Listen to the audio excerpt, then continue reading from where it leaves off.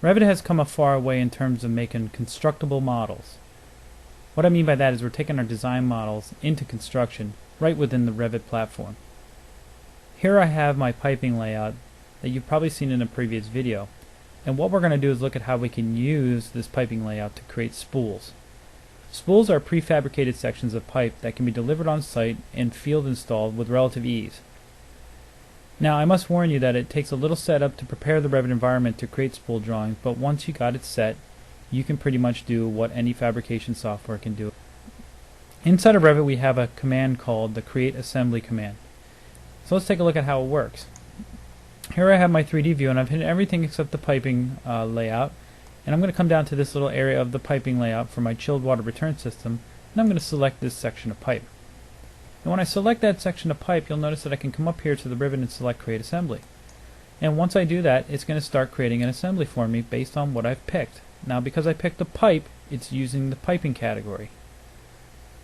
If I picked multiple elements of different categories, it would give me a pull down here and I can choose the naming category appropriately. In this case it's using pipe because it's the only thing there. I can now give my assembly type a name. So every time you make an assembly, you're building a new type. In this case I'm going to call it chilled water return -01, and when I select OK and deselect what's there, you'll notice that the pipe has turned red. Well, what I have already created inside my environment here are view filters. So if I access my visibility graphics for this view and go to my filters tab, you'll notice I've created 10 spool filters. And basically how they work is if I come into my filters dialog here and show you what I'm assigning my filter to, in this case assemblies, I'm actually building the rule about the type name, which in our case was chilled water return -01. So my rule is actually looking for the numeral 1 at the end of the type name. And as you can see, as I click through each of my spools, it's ending with the number that the spool filter represents. So after 10 spools in the project here, it'll recycle back to spool 11 in this case if I went past 10, and the last number will be 1. So my color will return back to red for spool number 11. So that's how I'm going to get around color coding my spools as I go, so I make sure that I hit every element within my pipe route. Now I want to go and edit this assembly. So to edit the assembly, I want to go and pick what I've already assembled, in this case just that single section of pipe, and I'm going to go edit the assembly, and this will bring up a little floating toolbar, and you'll notice it has an add and a remove command as well as a finish or cancel. So in this case I want to add to my assembly, so I'm going to select add. I'm going to come down here and pick my elbow. Now this happens to be a Vic elbow, which was provided by Victaulic itself out there on the web. And the Vic elbow actually has nested coupling families within it. And for whatever reason, the nested families do not get automatically pulled into the assembly, as you can see here. So what I can do is I can pick them as well. So after I pick the elbow, I have to go back and pick the couplings. Not a big deal, but just extra picks and clicks. So as I work my way down to create my spool, making sure that I get everything in, I can now go back up to this floating toolbar and select finish. And once I've selected finish, you'll notice that everything in the spool has turned red. Well, I can come over here now and expand my assemblies branch in my project browser, and you'll see there's my chilled water return 01 assembly. But there's no views in it yet.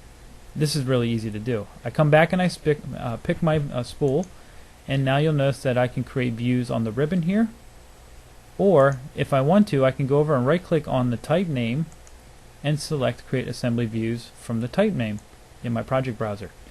So if I select create assembly views, you can see here all the views that I can generate for this spool. And I'm going to skip over the part list and the schedule, but I'm going to create a sheet.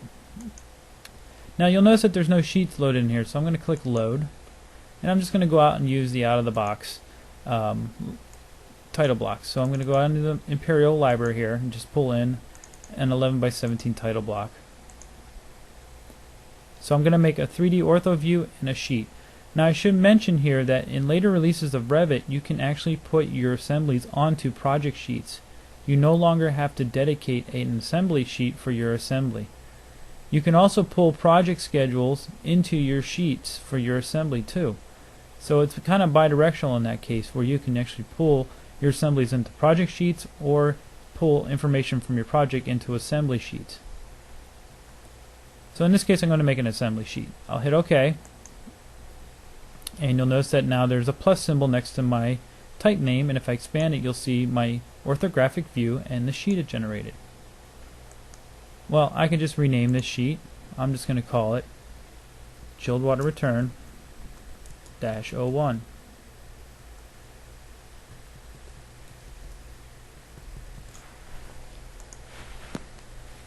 Now you'll see here's the 3D view, but it came in coarse detail. Well, another tip you can use is to create a view template for your spool views. So I'm going to go up to my view tab here on the ribbon, and I'm going to select my view templates pull down and apply template to the current view.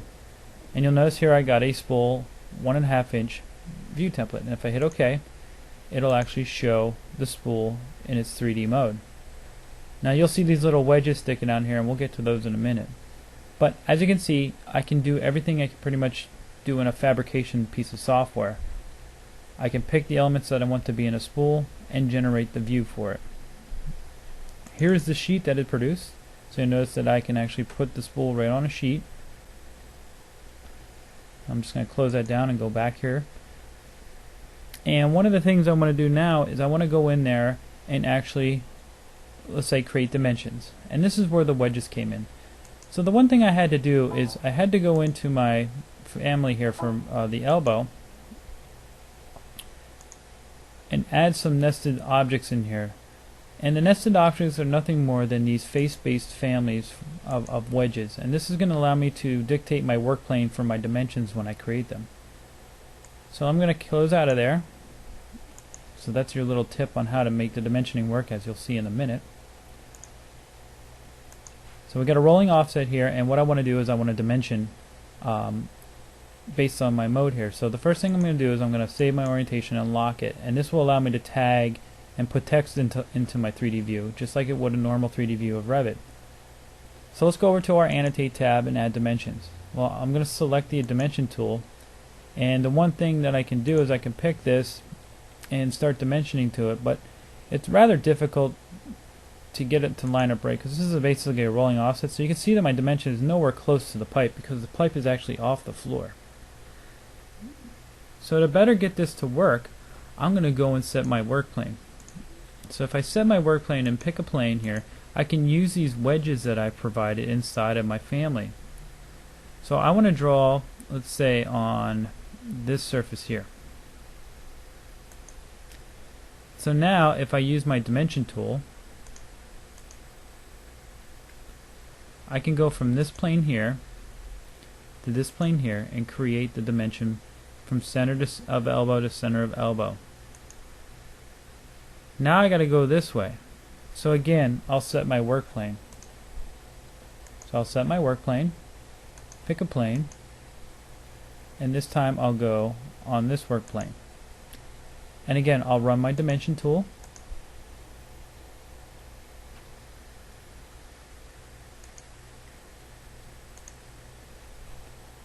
And as you can see, I got the wrong work plane, so what I got to be careful with is I picked the right work plane. So again, I'll just run my work plane set command, pick a plane. Now I want to get that wedge in between, so I want to get this guy here. And now I'll run my dimension tool. And as you can see now, I'm getting the center of the pipe, which is what I want. Now the same thing holds true down here. Again, setting the work plane. I'm going to pick that plane in there. I'm going to grab my dimension and then go from there to the end of this pipe here. And now I got my pipe spool fully dimensioned. But we can go above and beyond that. Let's have a little fun with it. We want to know what the angles are here. So we're going to put angular dimensions in. So I'm going to go from this center line here of this pipe, the center line of this pipe, and we can put that dimension in like so. Now I can do the same thing over here.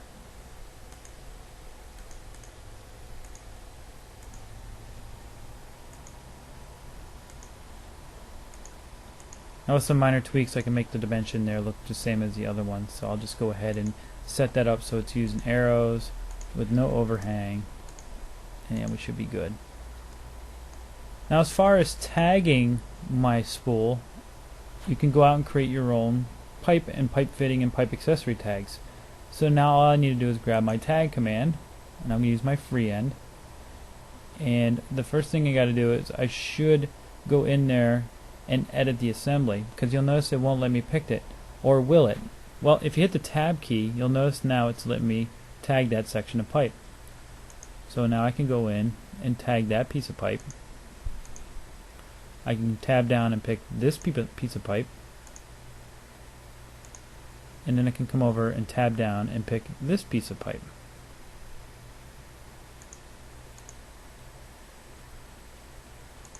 The same thing holds true with my fittings. If I tab down, I can pick this fitting,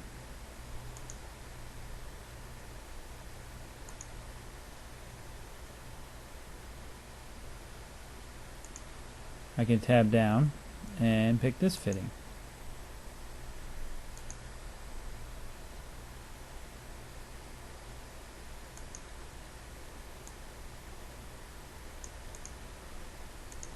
Now to get rid of those wedges, I can simply pick my visibility graphics dialog command using VV shortcut, go into my pipe fittings, and turn off a custom subcategory that I created for those wedges. And you'll notice now they disappear. And all I'm left with now is the particular tags on the elements. And again, you can go back and resequence these to any numbering system that you want. So let's go a little bit above and beyond that. Let's close out of this spool ortho drawing and let's create another spool. So I'm going to go and select this elbow here and start another spool. Now you notice here it picked pipe fittings, so I'm just going to cancel. I'm going to start off by with a pipe, because pipe's going to give me the pipes category. So let's go ahead and select this pipe, and you'll see now it starts the next spool number. And if I hit OK, I'm going to go edit the assembly and start adding more sections on.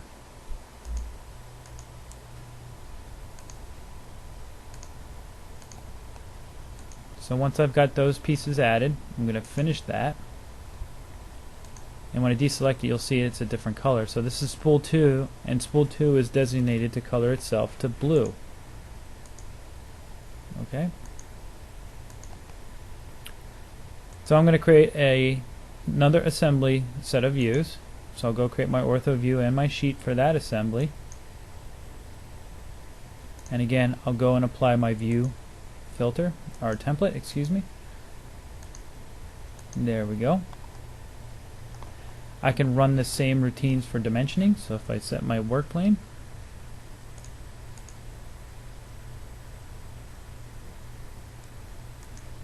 I can now go in and dimension.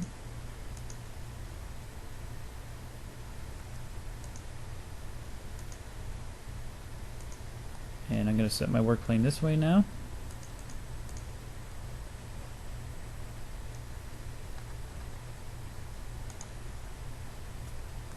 And now I can dimension this way.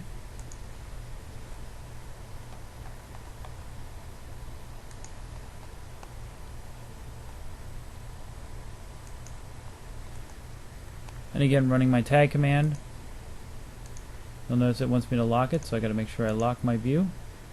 Again, go into my tag command, tab down,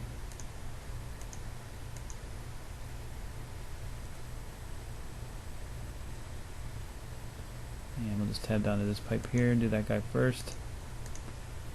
Then we'll go down and do this fitting, and then we'll come up here and do this fitting.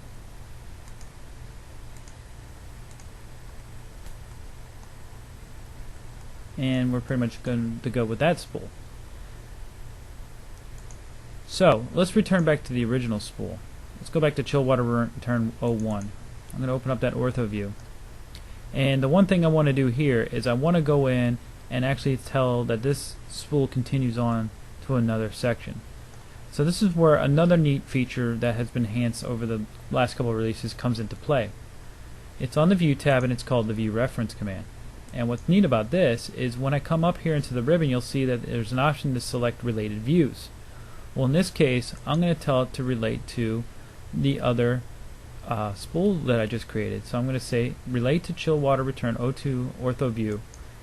And what I can do now is I can pick my pull down here and specify my view. So I'm going to say relate to chill water return 02 ortho view. And what I can do now is I can pick my pull down here and specify my view. And what I can do now is I can pick my pull down here and specify my view. And what I can do now is I can pick my pull down here and specify my view. continuation line. And when I click on this, you'll notice it puts in this little continuation line, but it's not filled out yet because it is a reference. So let's go take a look at our spool sheet here, and let's drag our spool onto the sheet. And I'm just going to put it over here. Let's go back to the next one, and let's rename this one, of course. So we're going to call this CHWR-02 spool, and we'll open up that one, and we'll put the ortho view of that spool onto this sheet as well. So if we go back to the previous sheet, now you'll notice that this spool continued on the next sheet, which is spool sheet CHWR-02. So I'm just taking an existing tool and tweaking it a little bit. Now I don't have a viewport without a title underneath. Turn this to no for the show title, and that should take care of my my underlined title mark there. And then again, I can move this anywhere that looks good on the sheet. So there's a couple other things that I can do, which is I can come in here and generate more views if necessary, so I can create a schedule and a part list. Now I'm going to avoid doing that in the assembly itself because the information that shows up in the part list and schedule is hard coded and I cannot template it in any way or fashion. However, I can use project schedules to get around this hump. So what I'm going to do next is create some schedules and quantities using my old project schedules. So I'll just right click on schedules and quantities and create a new schedule and quantity. And in this case, I'm going to go in and create a pipe schedule. So I'll come down here to pipes, and I'm going to call this my spool 01 bomb. So if I hit OK, I'm off and running. So the first thing I want to do is grab the mark. That's actually the ID number of each piece of pipe in there. I'm also going to want to grab the size, the length, because I got to know how long to cut these. I might want to know some interesting information about the pipe, so maybe there is a segment description in there. And then for any kind of custom information, maybe like the end prep conditions, I can add a parameter. So I'll share this parameter if I want to make a shared parameter, or I can make it a project parameter. And so I'm just going to come in here and set it up as end prep. It's just going to be text under identity data. And I'm going to make it instance base. And now if I go to my sorting and grouping, I'll sort it by mark. I'm going to itemize each one. And when I go to my formatting, I'll just set it all to left. Now, interesting enough, I got to make sure that my schedule here in this case will only schedule one spool at a time. So the other additional field that I need to go in and add is my assembly name. So if we jump back over to formatting real quick, we're going to make that a hidden field. But the reason I'm scheduling it so is I can filter it out. So I'm going to go in here and assembly name for my filter. My rule is going to be equals, and I'm going to pick chill water 01. And when I hit OK, you'll see now I get my schedule that I'm expecting to get. So with that, I can return back to my sheet here for spool 1. I can now come into my schedule and quantities on my project browser, drag in that schedule, and drop it into place.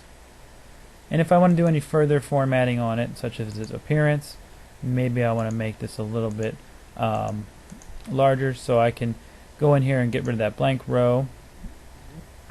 I need to make more text types in here, so that might require a little bit of effort, but all in all, I hit OK and I'm off to the races.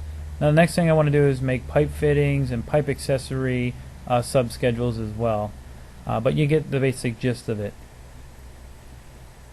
So when it comes to doing the schedule for sheet 2 here, or my spool number 2, I can come up here, duplicate spool number 1's schedule, and all I need to do is go to my filter and change it now to chill water return 02. And then I can come up here and rename this guy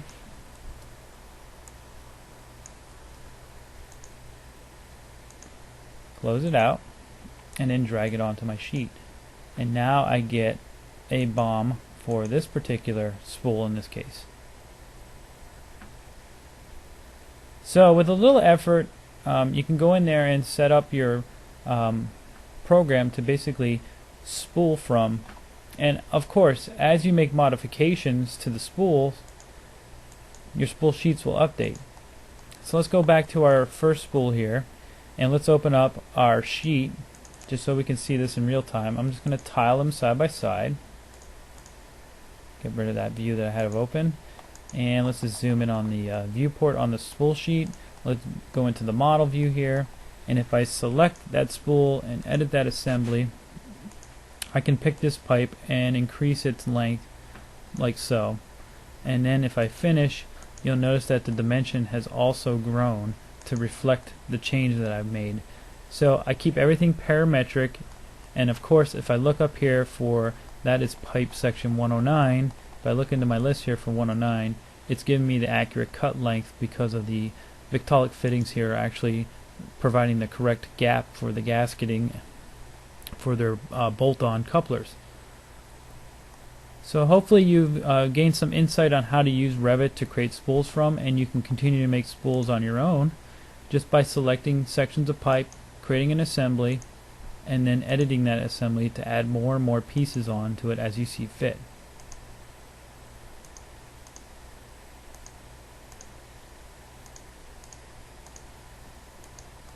So hopefully you have enough to go on here to actually create your own spools within Revit, and that you can be as productive as I'm being here with creating my own spools.